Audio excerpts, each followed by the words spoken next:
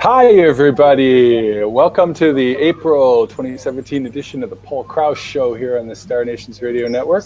I'm broadcasting live from Koh Samui, Thailand, in southern Thailand. And Francis is in northern Thailand in Chiang Mai. Hi, Francis. Howdy.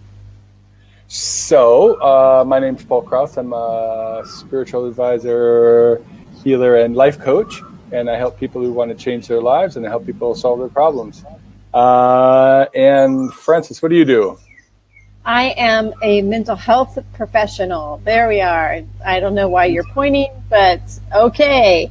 So I help people. I help people as well. I help people more on medications that they're taking for different mental health concerns, and I also help people when they just feel like they're stuck and they need some help with maybe depression or anxiety, or they have insomnia. So I work with folks online. Okay. As do I. Okay, great. So we're both in Thailand. This is the Thai edition of the show. So where are you? Describe a little bit about where you're at. Well, I'm in the northern part of Thailand, Paul. I'm up in Chiang Mai, and it is it's a valley, and we have mountains all around us. Unfortunately, this time of year, there's a lot of burning. The farmers in the rural communities, they burn their corn crops, and that causes a lot of pollution in the city, a lot of smoke and smog. And then on top of that, they just have a lot of exhaust from their cars. So right now, northern Thailand is not so a fantastic place to be. So I'm inside most of the time right now. But okay, the burning season's going to be over like in a couple of weeks, and then it will start raining and things will clear out and it'll be a lot nicer. So do you live in Chiang Mai?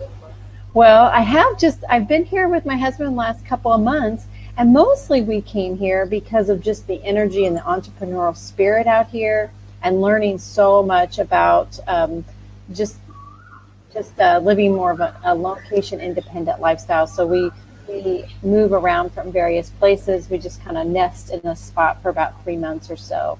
We are getting ready, though, to transition back to the United States. We're originally from the States and in Portland, Oregon. So we're going to take about 3 weeks and go through Cambodia and Vietnam and China, and then even spending some time up in Vancouver, BC, and then heading back to Portland. So it'll be a nice, easy time and not craziness with the flight as you experienced. Well, I don't know. You didn't have to go that far, did you? How far did you travel?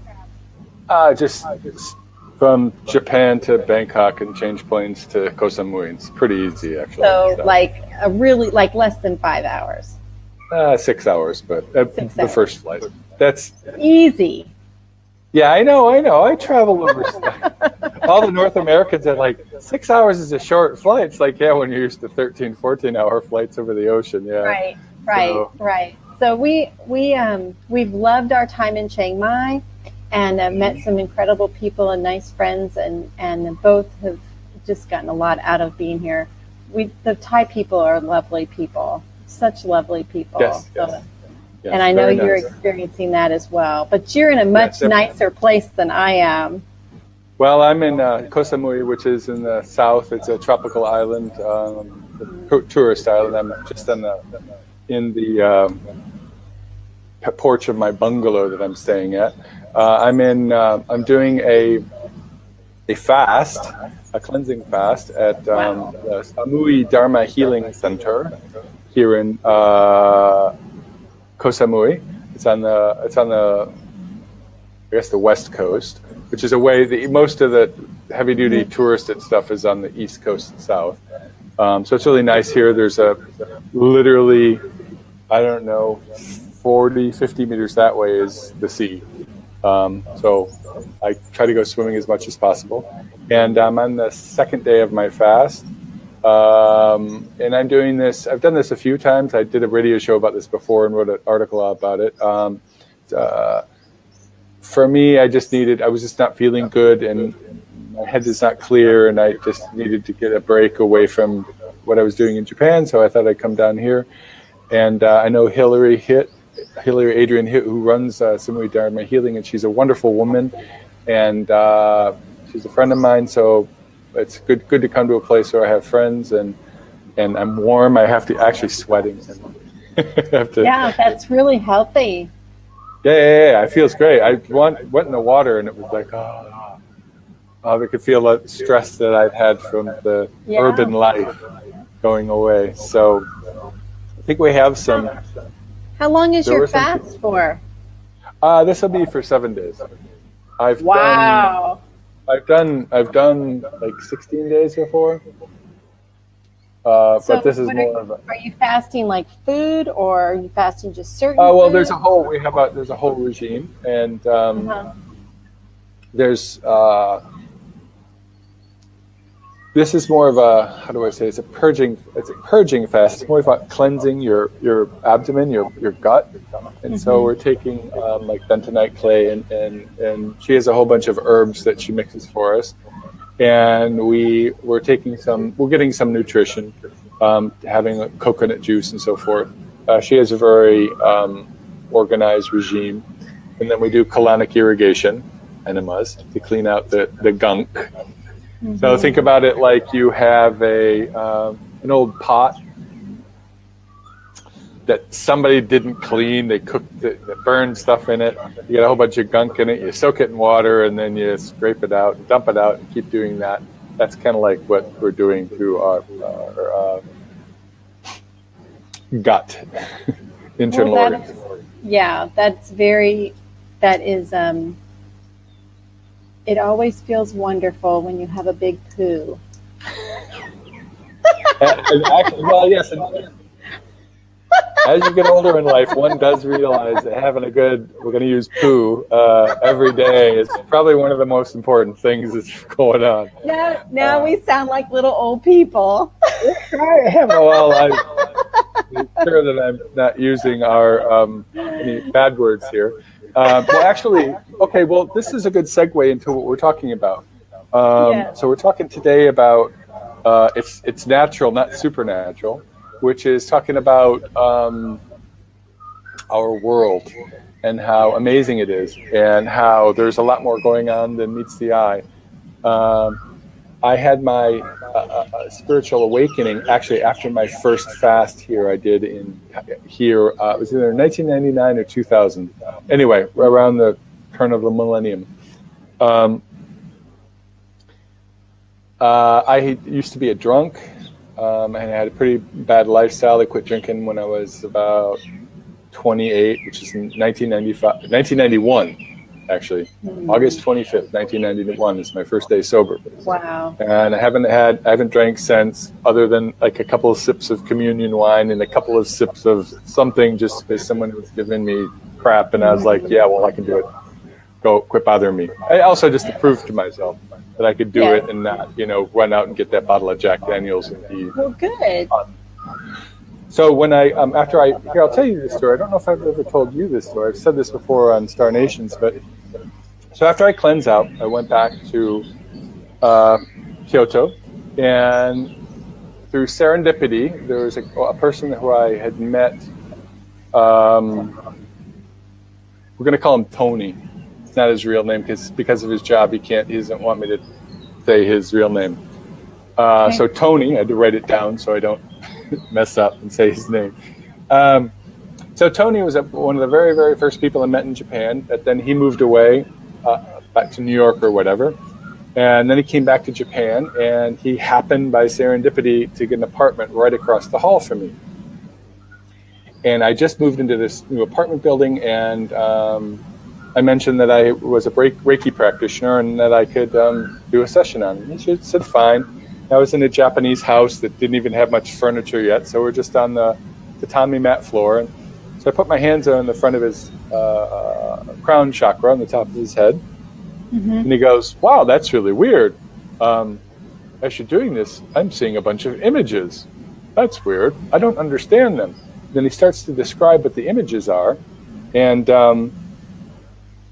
first he sees like this giant naval battle in the Second World War between like the Japanese and the Americans. And then he saw these like American doughboys going over in the First World War going over a trench and then getting mowed down in machine gun fire. These are not happy images, all of them. Some of them were. I mean, another one was, off the top of my head, was a woman and a child in a cold, looked like Northern European place, watching a sailing ship go out to sea. And some of these went back very far, like caveman paintings and, hunting a bear with a spear. And as he told this story, I was like, wow, this resonates with me. This sounds really, really, really familiar. So I continued on, and I doing the Reiki, and I put my hands over his throat, and then I put it over his heart. And as I put my hand on his heart, suddenly there's a jolt, and a voice comes out of his mouth. And it says, "Tony, relax, it's okay." And then Tony's voice comes out of his mouth and says, "That was really weird. That wasn't me. That wasn't me. That wasn't me." Oh my God. And I could feel his heart rate. I bet. And then the voice. Now, how do I say the voice? It came out of his vocal cords, but it wasn't his voice. It's difficult to describe, but it's if you were standing there, you'd be going, "Wow, that's really weird. That's really wacky." So the voice gave us more instructions about how to, firstly, to calm him down.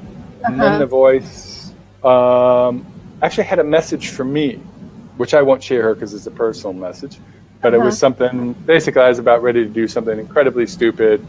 And the voice was like, "Don't do that. Whatever you do, don't do that because you're going to mess up a whole bunch of stuff." And then the voice gave some more instructions to Tony and I.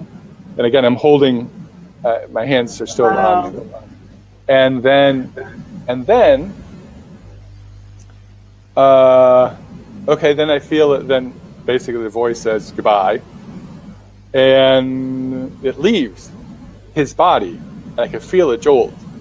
And he's then Tony sits up and he's like, "Oh my God, oh my God.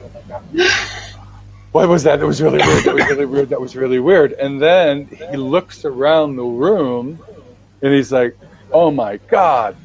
And it's difficult to explain what happened, but basically during this, he was totally open to the spirit world through this experience. And he could look up and he could see all the guides and other beings in the room with us.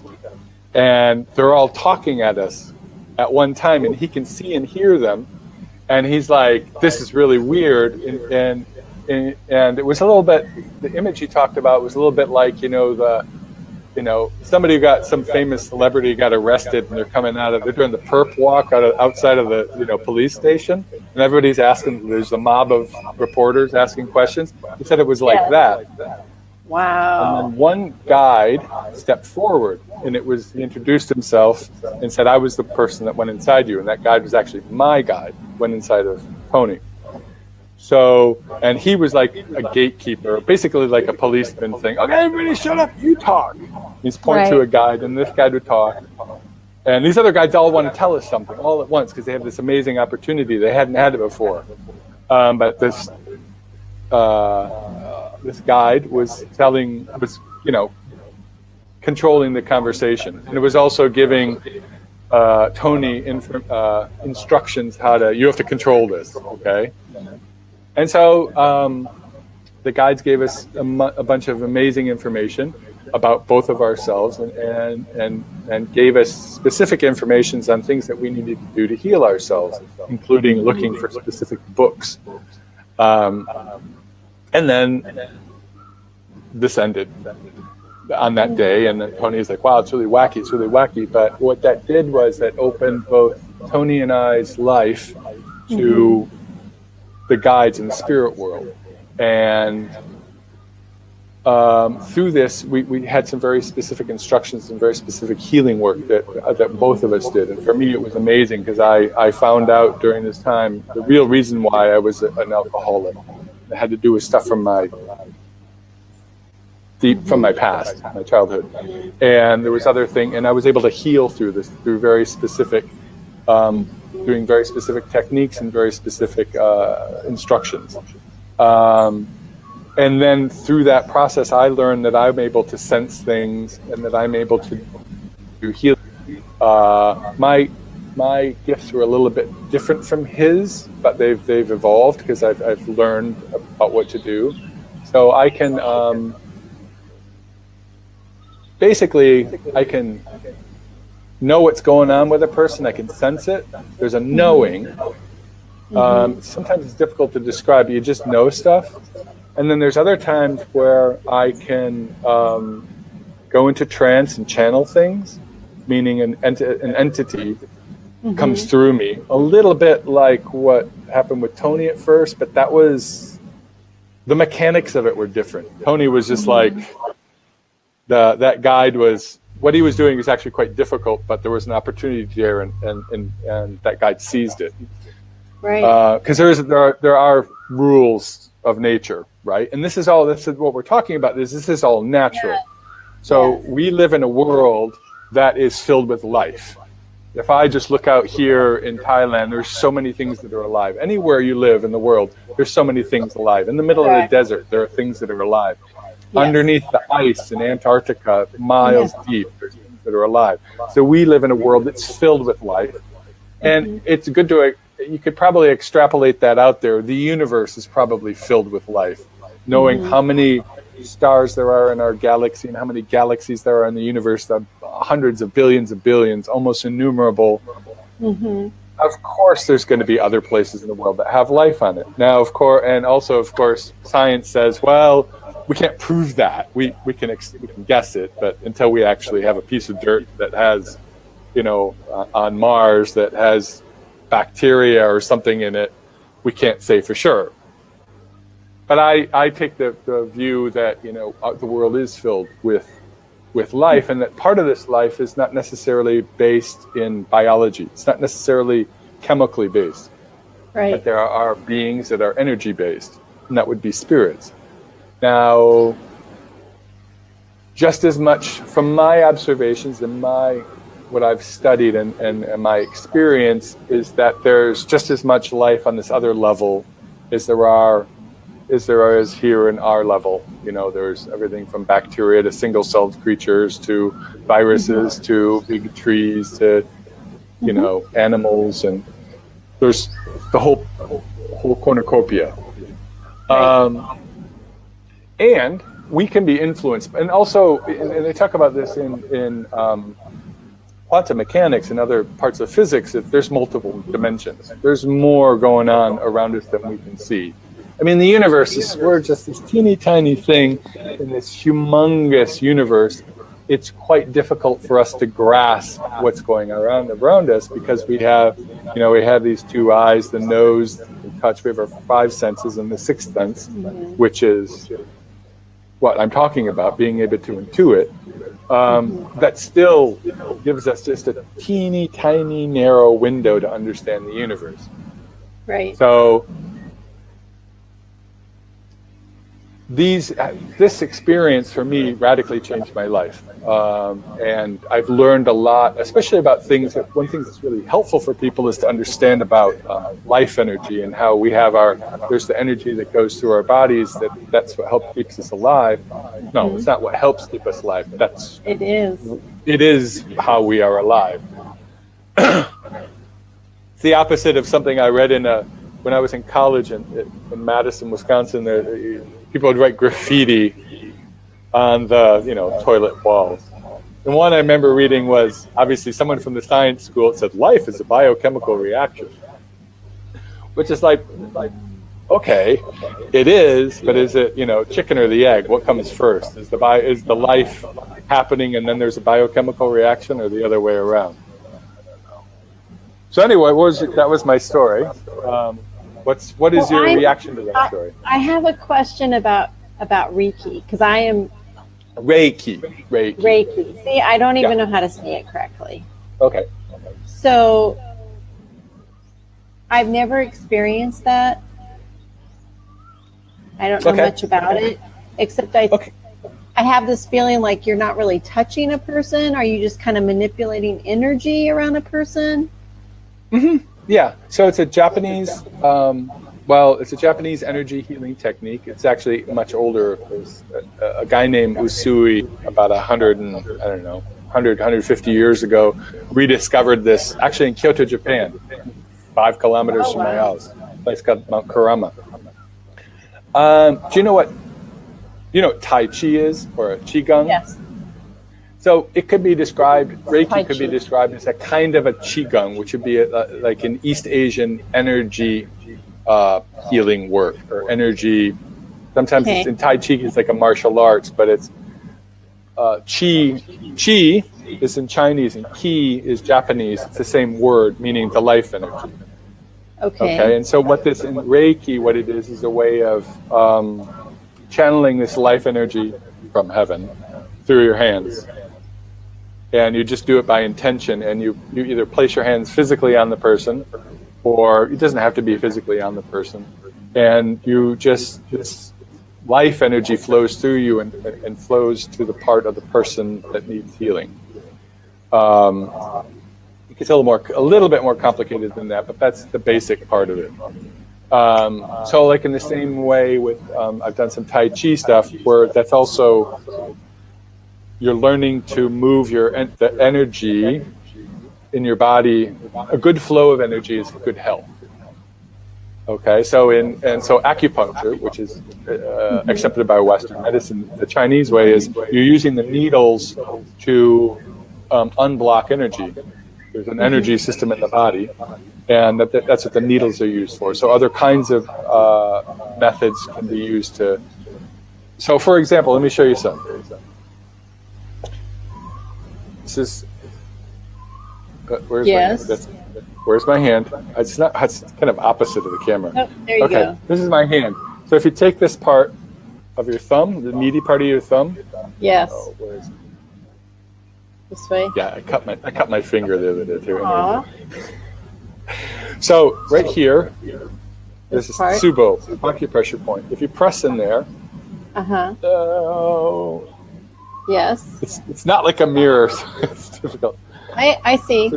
So if you press it right there, if you feel it, it's kind of meaty. Is it tender for you? Tell you what you do. What you can do is take your middle. Usually when people are very healthy, they have headaches or whatever, this is a spot for working on your opening up your chi. So one thing you can do, is you take your middle knuckle, this knuckle, and go like this on that meaty point. 1, 2, 3, 4, 5, 6, 7, 8, 9, 10, 11, 12, 13, 14, 15, 16, 17, 18, 19, 20. Do that on the other hand. Again, this knuckle. On the meaty point. 1, 2, 3, 4, 5, 6, 7, 8, 9, 10, 11, 12, 13, 14, 15, 16, 17, 18, 19, 20. Now hold your hands together like this. You feel like a tingling? Yes. Yeah, that's your chi. What you're doing here is there's a Chinese method of you can exercise in the morning by tapping yourself. I've seen that. I've seen that in the park. I've seen it like start here and here, and then. This is to get your chi flowing. Also, your chi flows. Your chi also flows. I'm going to move just to get a little bit out of the direct sun here. Your chi also flows when you exercise, when you dance, when you move around. Your energy is flowing because why? Your energy is flowing. Okay, there's many ways of doing this. I mean, the body system, we like to separate things out. This is the lymphatic system. This is the circulatory system. This is the energy system. But you're just one being. It all works together. All right. So that's what the Reiki. So the Reiki is that energy. It's just a way of it's a healing technique for transmitting that energy. But it's connected. No, go ahead, please. Well, when you do that, do you have to be physically present with that person, or can you do that online? That can be done from a distance, yes. And there's other kinds of... Distance? From a distance, meaning I could give you a Reiki treatment from here. If you're taught the technique on how to do it, I could do it from here. And I've also learned...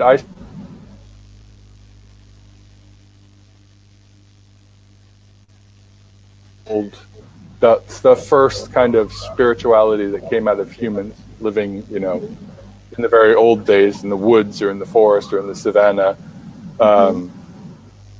And I've learned shamanic techniques, also some energy that are healing techniques that can be somewhat similar to the Reiki. Basically, you're using your thought. Mm-hmm. In Chinese, in Tai Chi, they call it the chi flows where the mind goes. So you energize, whatever you think about, you give energy to. So if, and here as a shrink, as a mental health professional, so if someone's sitting thinking about their anxiety all the time, what do they have? You're going to have anxiety. And you generate that. Well, you're going to have physical symptoms of anxiety. You're going to have have poor sleep. You're going to have a lot of worry and be stuck. You might even have panic attacks where you feel like you can't catch a breath. Your heart rate is beating really fast. You're very frightened, and you may not even know why. And that's just thoughts. That's just thought. There's no physical. People go to the emergency room, though, thinking that they're having a heart attack. Sure. But I'm not saying, I don't, when I say it's just thoughts, it's not to dismiss it at all. Our minds are incredibly powerful, and they're part of that's the core part of our, it's connected to the core part of our being. So this is not when I say that. No, go ahead. No, part of what I do when I'm in session with someone who's having anxiety like that is we start looking at it from a very practical, like, where is this coming from? Why are you anxious? What's the worst thing that can happen? What's happening? Where are these thoughts coming from? And usually it's pretty common in people who grew up in chaos or grew up in a really chaotic place or had abuse or trauma as a child, because they are constantly on alert, and they grew up with that fear. And so they're kind of anticipating fear all the time as an adult, which manifests this anxiety feeling, which manifests all these symptoms that they have. So then they start having more symptoms, and the symptoms cause them to be anxious because now they have a physical connection, and they don't usually know that their thoughts can lead to a physical reaction. So all of a sudden their heart is beating really fast, and it must be because I'm having a heart attack. Okay. Right? So it has so in therapy, what I do is I help them connect their thoughts to their physical responses. And then how do you stop the thought so you don't have those physical responses? But we're a magnet. If we're positive, we have positive affect is what we call it, or a positive, just a positive outlook on life, then those people pretty much attract kind of positive things in their life. If you are a negative person and you're dwelling on all these things that are horrible and terrible and awful, and then that's the world that you see. Because your lens, your glasses, your lens that you're looking through is negative. So you'll see the negative even amongst a positive. You could have the same situation occur to two different people, and they have a totally different perception of that event. Yeah. So from where I'm coming from, there's an energetic perspective. Is basically that whatever spirituality is, the spirit is an energy, the life energy, and so dealing with something. So our reality, our personal reality, is what we perceive it to be, what we think it is. I think that there's an objective reality. Now, some people say that there isn't. There's an argument for that, but I don't want to go there. But we perceive based upon our thoughts, based upon what we learn, our culture, our experiences. And these here were talked about, like people who had chaotic lives that have the anxiety from their childhood. Excuse me. I need to take a drink. That's programming, right? Right. So when we're programmed, it's like a computer running us, as a metaphor. Well, and a person is accustomed to a certain response, and it's just an autonomic or an automatic response. and it's something that you do habitually without thinking. Something as simple as, I know you're not, I don't know how much you actually drive, but in the States, we get in the car and we drive off. Maybe we do the same trek every day, go to work, drop the kids off at school, whatever it is. And you can get to your destination and not really have much of a memory of how Oh, yeah. I remembered that. Yeah. Like driving and like stopping at the light and going and turning and all these things that you do. There's a lot of activity that happens when you're driving a car.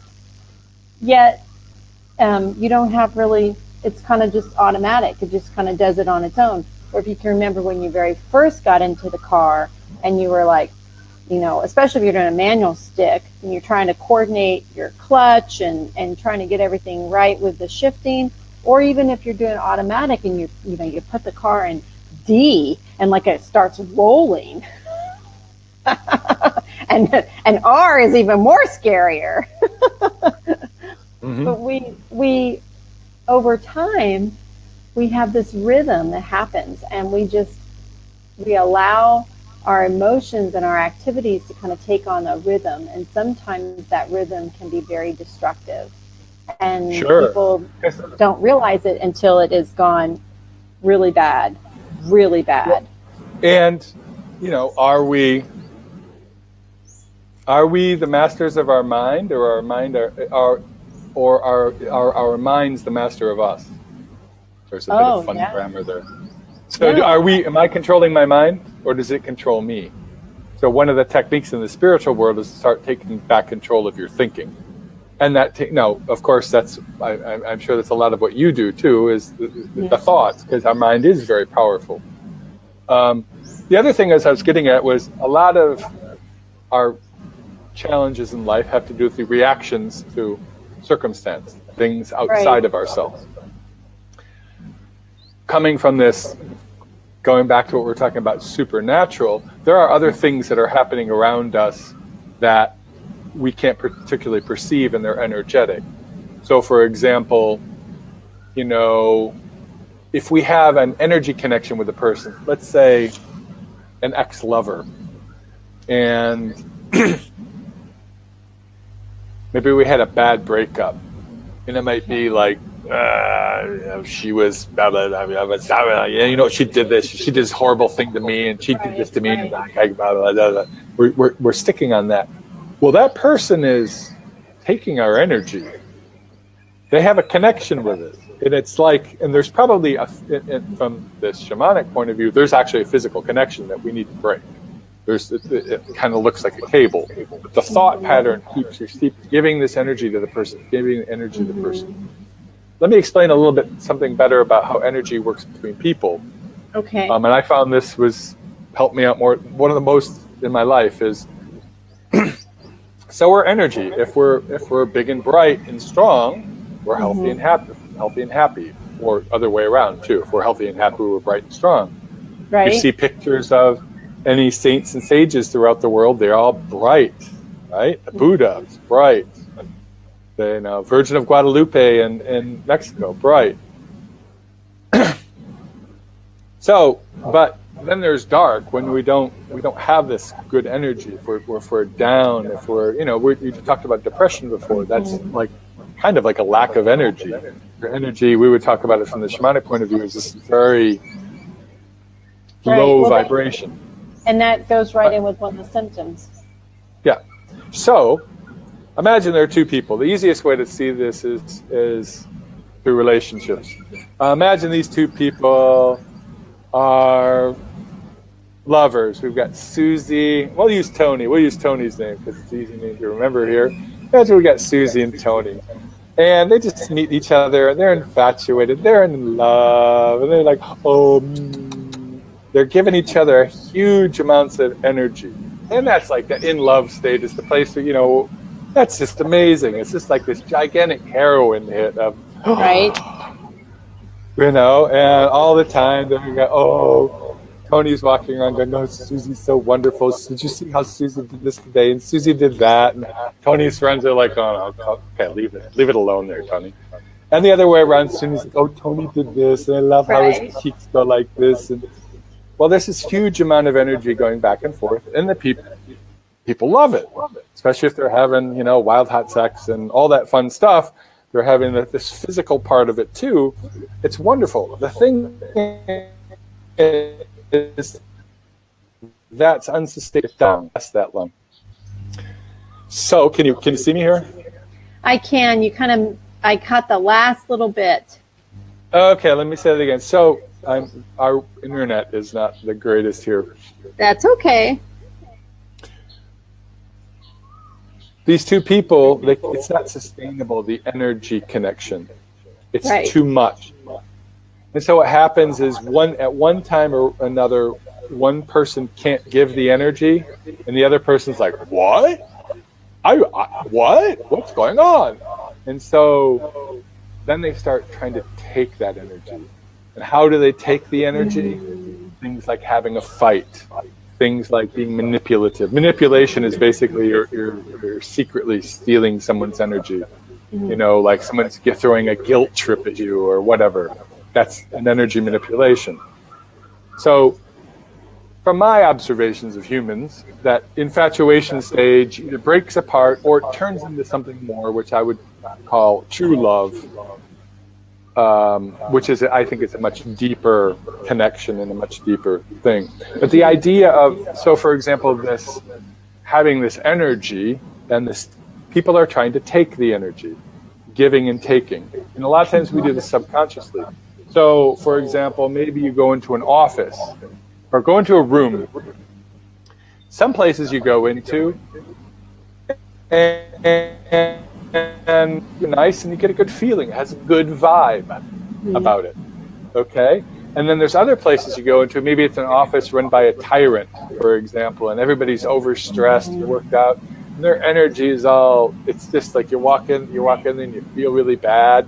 Yes. That's the cumulative energy of all the people in that place.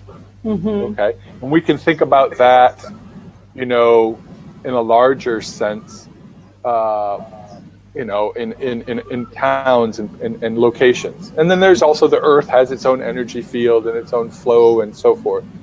Or in a place where something really bad happened, you can feel it. Right. Now, getting to the supernatural quality of it, say, for example, maybe there was a battle in a certain spot. It feels bad because of the horrible things that happen there. But also some of the souls of the people didn't go through what they need to go through. There's a natural process when we die, what happens to us.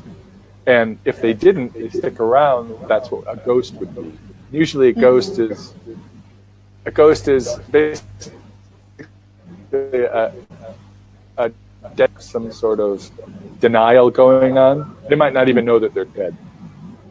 There was a movie called The Sixth Sense many years ago with Bruce Willis and a young boy. And that was about that. The guy died and he didn't know he was dead, but the boy could talk to him because he just had this ability to see people couldn't. So that energetic part, so doing things like eating healthily, having a healthy lifestyle will help you with the energy stuff.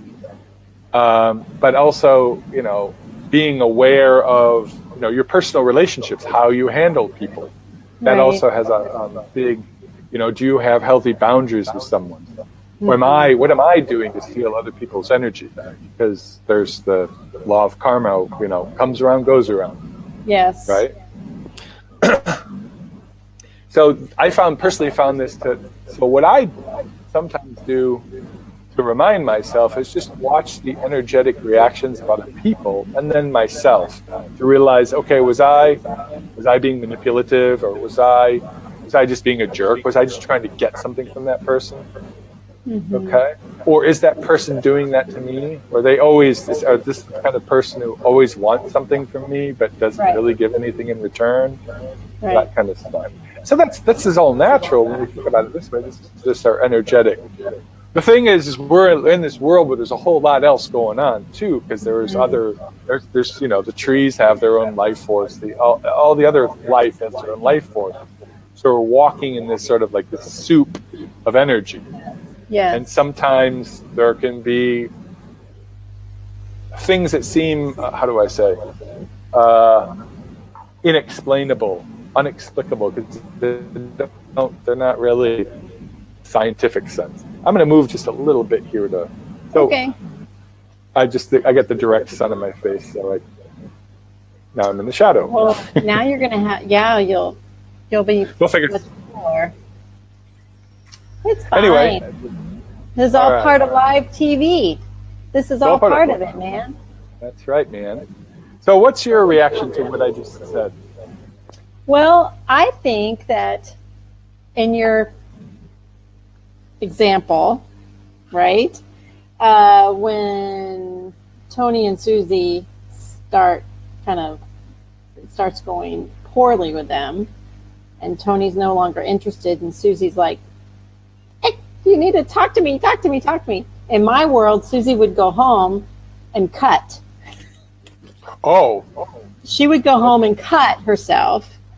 If she's unhealthy, yes. If she's unhealthy, and she would post those pictures on Facebook, and Tony would get worried, so he would connect with Susie, and now they're back and happy again because Susie's not harming herself anymore. And Susie thinks all is well in the world, but Tony thinks Susie's kind of a hot mess. I gotta figure this out, right? Mm-hmm. And so after a while, Susie loses interest with Tony, and so she goes off and finds him somebody else. and then Tony starts missing Susie. Okay. So then Tony reaches out to Susie. Now Susie has two that are interested in her, and now she's trying to work with both of these people, trying to figure out who is the best. So she's getting energy from two sources. Yes, she's getting energy from two sources, and eventually, those two sources will be like they can't stay with her or be a part of her, so she goes off again and starts harming herself, to the point where she maybe thinks about killing herself. And so she ends up in the hospital, and then that's when Francis shows up. Okay. That's kind of how I see those kind of folks, those relationships that go bad. But that's not, okay. But that's how many... So I look at it like control.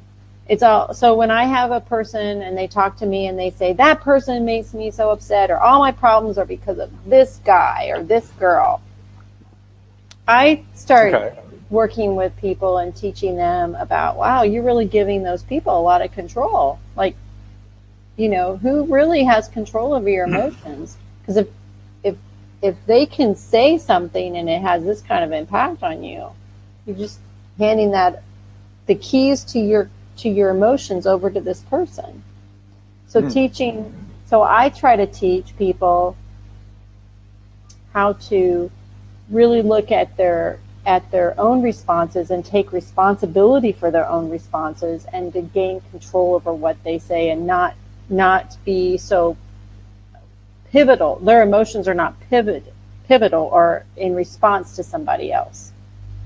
And I guess in your world, it's about the energy that they're... Well, it's I'm looking at it as the energy, but it's like all this stuff is like the programming. All of this is the, so what is an emotion? Could you tell me what is an emotion, actually, biologically? So there is neurotransmitters, chemicals in our bodies that are excreted, and these neurotransmitters or chemicals cause a reaction based off of what it is. And in the case of that infatuation and that feelings of love that we get when we start a relationship, or even not even a human to human, it could be a human to a pet, but there's that comfort in that that feeling of love, and that happens with dopamine. So when dopamine is dumped into your system, the dopamine is dropped when we have physical reaction, we have love. The big ones are sex and chocolate. When we have chocolate, there's that... Especially if you have the two together. Yes, sex and chocolate. Oh, that's just And those awesome. are so. But the question is though. Okay, you're saying that, but you're talking about there's a chemical reaction. But what is an emotion? So the emotion is a response to that reaction. Okay. So from my point of view, it's more of the thought feeling combination is just, it's the energy and the chemical reaction would come sort of. I'm not disagreeing with you. No, I'm not either. I'm just trying to. I'm just trying to explain it in a manner that's useful in daily life. A person has, I mean, because you can't have sex and eat chocolate all the time. No, you can't. I've tried it. You just can't do it. So when a person has a sort of an addiction, whether it's to alcohol or methamphetamine or opioid or whatever, there's some sort of addiction that they're seeking a greater dopamine drop. They're seeking a greater that to return to that original feeling. And once you have a massive amount of dopamine that's dropped in your system, on a cellular level, you lose the ability to manufacture and to absorb that much dopamine again. So you've heard situations, I know, where people have that initial high, and then they are constantly trying to get back to that state of feeling that high, and you don't achieve it. At least that's what we find in science. Well, trust me, as an addict myself, I can tell you, I'm trying to get that high again and can't get back to that. What I would say, so from my point of view, what that addiction is, it's like a vortex in the energy field. And we're stuck in this part of our reality. We're just stuck there. And it's like this swirling thing. That's kind of what hell is. Okay. Just you're stuck over and over again. Because there's people that are, because you'll come across, I see this sometimes, where there's people that ghost. Let me go back to a ghost thing. That there are dead people that didn't cross over, and they're still stuck here when they shouldn't be, and they're doing the same thing over and over again. That could be a definition of hell. But it's like, energetically, it's difficult to explain, but it's like this vortices. It just goes around and around and around. Right. And it's like a lot of stuff in your head when I've had challenges with my mental health, it goes around and around and around. It's like this, it's like this swirl, and it tends to go downward.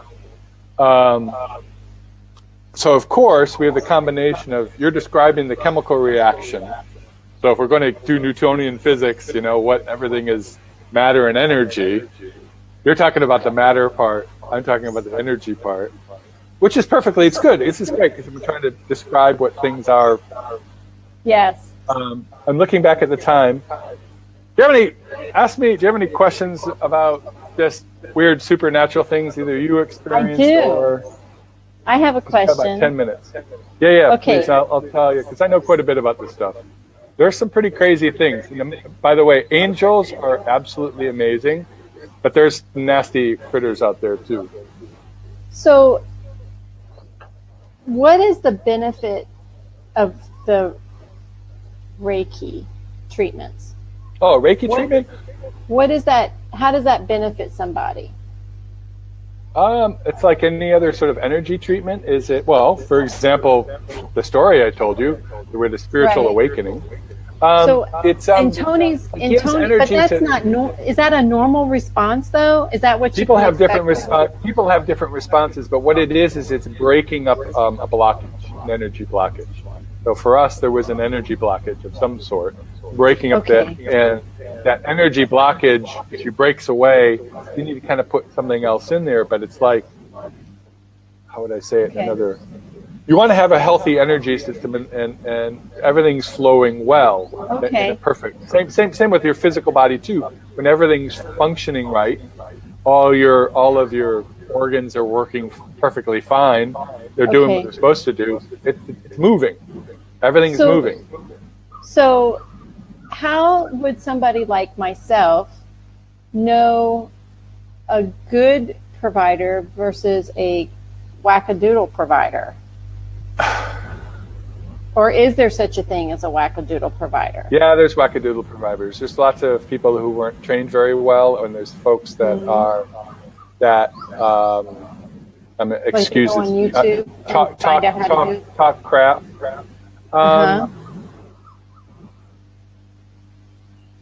Firstly, there's a whole. I have this book that was talking about bad providers of this.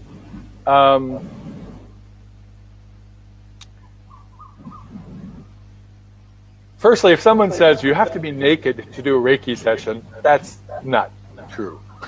So that's just some creepy guy who's found his attempted method. Yeah, that's a good one. Usually this kind of stuff, and this is the challenge, is ask around. I mean, you talk to the person, and okay, here's what I'll say. Have to learn to trust our intuition, and we haven't even talked very much about intuition and our sixth sense here today. Yeah. Listening, basically, if something doesn't seem right, doesn't feel right, it probably isn't. Right, and I would say that's your amygdala. A what? That's your amygdala in your brain. What's that? Amygdala is a very deep part of your brain that identifies fear and worry, and it's very, you can be very intuitive, where you just walk into a place and you're thinking this is not right in your world. And as I'm learning, that has to do with the energy that you're feeling. But yeah, in a science world, it's about the amygdala sensing a danger. Yeah, that's a million years of evolution too. I mean, we've been walking around. You're just feeling like, oh, there's like a tiger there. And if you don't recognize it soon enough, you're eaten, and those genes don't get passed along, right? So that's so some of that, and part of if you have a treatment with someone and you have positive effects come from it. Sometimes it's also like, the same thing too with, if somebody has like a sales technique that you feel uncomfortable with, and they're, because there are some people that it's all about the money, or there are certain folks that seem this as like online marketing. There's some people who have a skill or a talent or a service that they're selling you, and then they're marketing it. And but they spent most of their time on learning the skill or the service. And then there's other people who are just, they spend all the time in the marketing. They didn't spend any time or a little time or energy on their service, just because they just want to sell it. So again, some of that is being the astute consumer. Is this something you can learn to do on yourself? Yes, of course. And you can do it. Personally, when I use it, the way that I use it, I'm a Reiki master. I've been trained to the highest level. Means I can attune people. Basically, you do the ceremony, and basically it's like you're hardwired for it. I'm just connecting you to the electrical grid and showing you how to use it. But I mostly use it in my spirit work because it helps with just transmitting energy. Positive energy. And so because I've also used it where I've been attacked, psychically attacked by being, and I've used it a lot of times. I've been attacked actually a lot of times when I sleep, because I'm sleeping, and I've used the Reiki symbols or whatever, and it helps to get rid of things, because there is stuff. I've seen some pretty crazy things, and a lot of times from a shamanic point of view, someone who has mental illness is their energy field, because of, for example, if someone had a trauma, their energy, we have like an egg around us that's like our protector. Like the earth has the same thing from the sun. We have this protective shield around, and stuff from the outside gets in. So sometimes, for example, if there was a person who was sexually abused when they were young, they have an opening in their energy field, and then other stuff can come in that shouldn't come in there. And that strongly affects things. It can be these sort of entities that they might not even be conscious, but they're like parasites. Like we have parasites in this world, there's parasites in this other world too. And if they get in, that can really mess people up. You know, and so also then you start getting, then there's crazier stuff like multiple personalities and all of that. But the thing is that there's the way of, so part of it is being energy for what can we do in an energy, in a daily life to be energetically healthy. One is, have you ever seen Star Trek? Sure. You know, they go, put the shields up, Mr. Sulu. You know, and the shields, so they put the shield around the ship, and then, well, imagine that around ourselves. If we do just a simple visualization that we have a perfect shield around us, that helps actually, because what magic, real magic is it's your thoughts, you're focusing your thoughts to make stuff happen in the real world. And there's usually some sort of ritual involved because it's a way of focusing your energy. The chi flows where the mind goes, how you focus your energy. So if you just say to yourself, just visualize that you have a healthy energy field. Look at a picture of chakras and it has the energy field. Imagine that around yourself. And there's also techniques and meditations to do that. But that's just one thing, is imagine shields up. What I say is shields up, Mr. Slu. Because it's easy for me to remember, and it also has a humor to it, and humor's really good because if you don't laugh, you can't laugh when you're depressed.